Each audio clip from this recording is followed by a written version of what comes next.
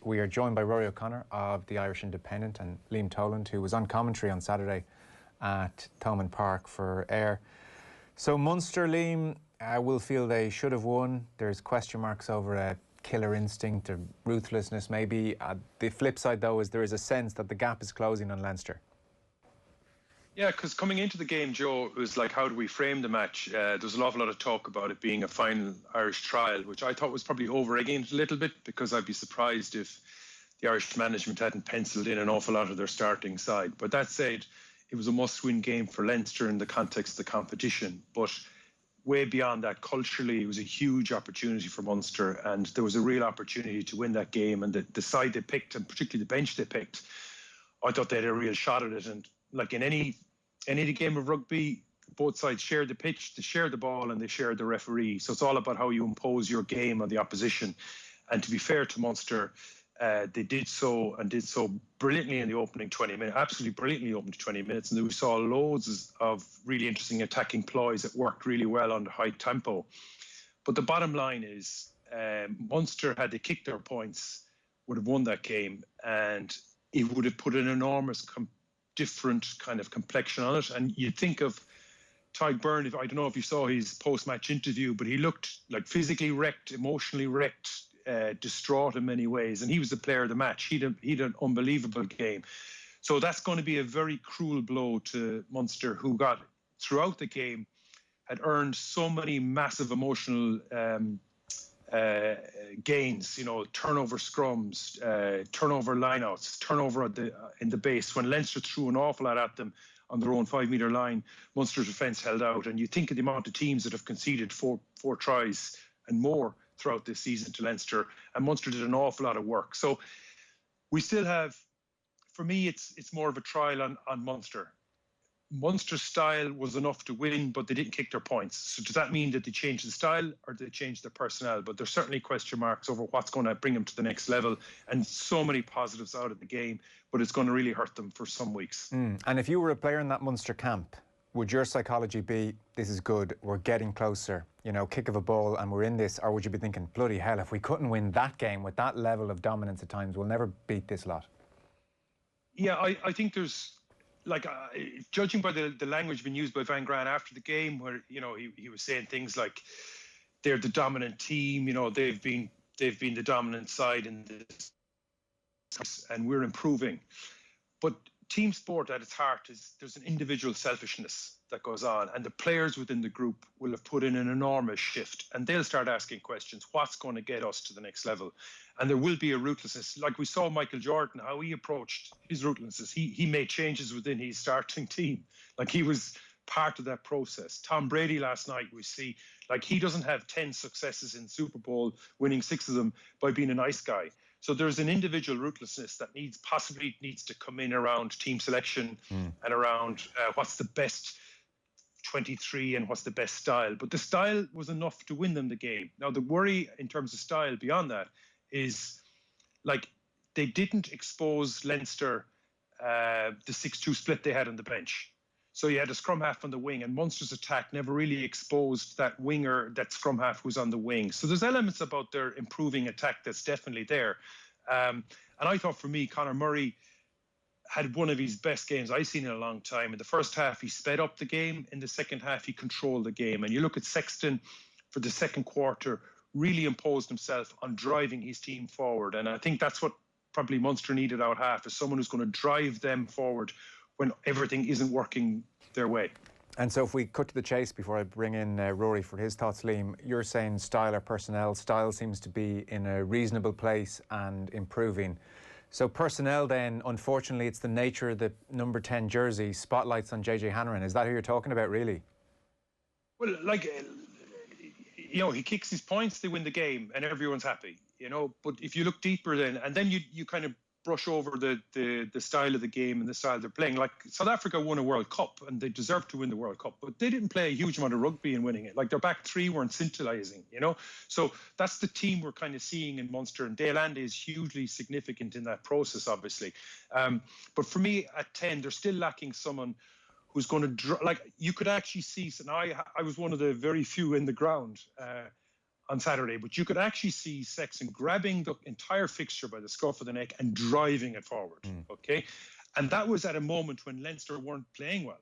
So he was driving them forward. And you see Conor Murray was doing that a lot. So I think Munster, in a sense, needs somebody who can attend, who can drive it a lot. And remember now, we're used to seeing like a lines tourist, like a test line in that position. So we're kind of comparing an awful lot. But I think that's probably one of the pieces of the jigsaw that Munster, if they want to really progress into the next level, I think, because there's so much positives, like the bench, like their bench front row had a massive positive impact in many ways. But there's other aspects of the game, the conditions and the first phase. You know, the lineup didn't work well for both sides and all that sort of stuff. But they're small little pieces that have to get fixed, and they're certainly on the right direction.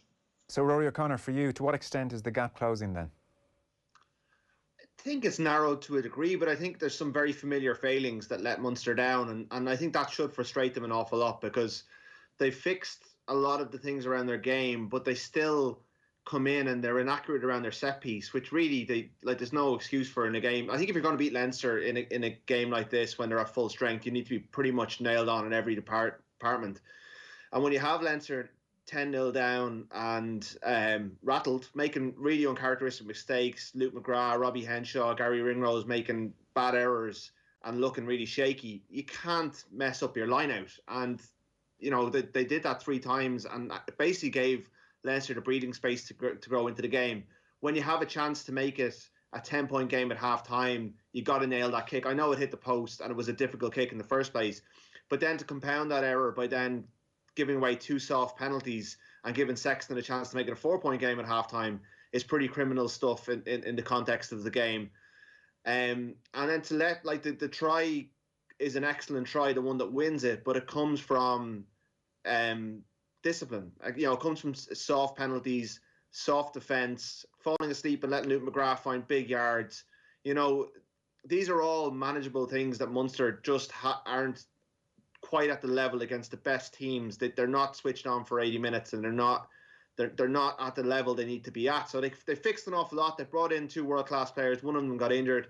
I think if you bring in Snyman and Carberry into that team, they possibly win the game, because you have that incredible energy and offloading carrying ability that Snyman gives you, and you have a better out half. And I think Hanrahan, who is a squad player who's been asked to be the main man at the moment, who's out of contract at the end of the season, and I'm not sure if he's been offered a new deal. I know his CV's been winging its way around France, so he's got uncertainty swirling around them. But it's happened too many times at this stage for Munster to be able to rely on him in these big games. I think you'll get good performances out of him. Claremont was excellent, and he deserved all the plaudits he got, and he's had great games like that. But he's equally had days where, you know, his inaccuracy has cost the team, and it always, you know, the out half bears an unfair brunt. But that's the position he's in. It's why they earn the big bucks in the, you know, they're the best players in the game. So unfortunately, Joey Carberry hasn't been able to play for nearly 13 months now, and they're left with Hanrahan and 2 kids, and they don't trust the kids enough yet to play. But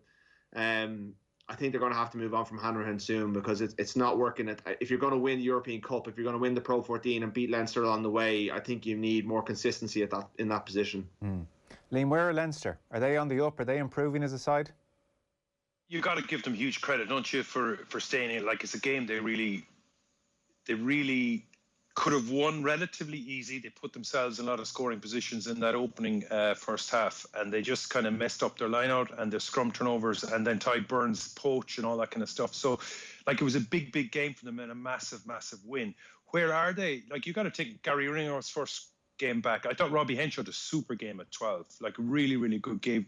Created so many opportunities and space for so many other guys. Hugo Keane at full back. Like, if you look at Toland, he's just a monster playing in the 12 jersey. He just cut guys down at ease. Hugo Keenan glided past him, not quite glided past him, but certainly slipped past him. And he was the only one, I think, that Toland missed. So Hugo Keenan, for me, is just such a beautiful ball carrying full back. They've got so many bells to whistle. I've always nailed my colours to Mass and Rhys Ruddock, so it's brilliant to see him back as well. So there's an awful lot of components in there. But in the last number of weeks, their line-out hasn't functioned well. And that has to be sorted. I'm not entirely sure why it's failing, but it hasn't provided them the kind of the absolute certainty of the score, because we know their lineup mode can be so strong. So there's so many things, but there's a definite resurgence of energy when you think that Furlong is coming back to aid with like Porter. Did Porter play a full 80 minutes on Saturday? I think he did, actually. Yeah. So that's a huge reliance on certain players, but I think they're beginning to find their rhythm as well. And in some cases, a game like Saturday will do them the world of good, because they win so many games with such ease that this is the first, like, it's rare that Leinster aren't scoring 4 tries. So Munster deserve enormous credit for actually putting them into that dark spot. And the fact they came out of it will be huge fillip for them.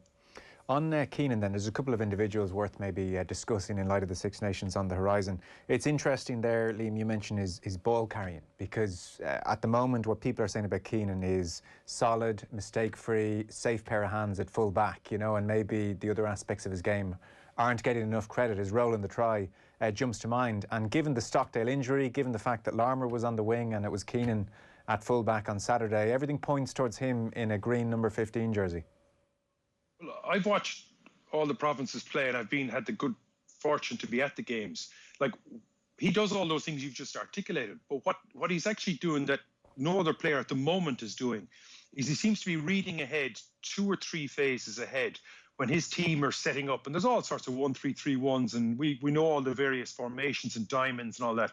But what he's doing that's unique at the moment in the back three of what I've been seeing is he seems to anticipate a couple of phases before, and he spots space and he just glides into the space, and then the ball carrier is finding him. It's that classic case of he's expecting the ball carrier to hit him when he's at his most optimum point in exposing space. So it's not the other way around. A lot of ball carriers get the ball first and then they try and find the space, whereas he's finding it first, but he's also finding it 2 or 3 phases, like a snooker player, 2 or 3 phases ahead. And then the ball's, and it looks so easy and so graceful. And that might be why people aren't giving him the full credit. But that skill alone, in a pitch that's 70 metres wide, and it's so hard to break down defences. As I said, he was the only guy to kind of slip past De Allende on Saturday, and that's because he's reading in advance of where the space is going to be. And he just cruises through it. And he looks so gentle doing it that he probably does himself a disservice, but it's an unbelievable asset to have in any team. For me, he has to be 100% at full.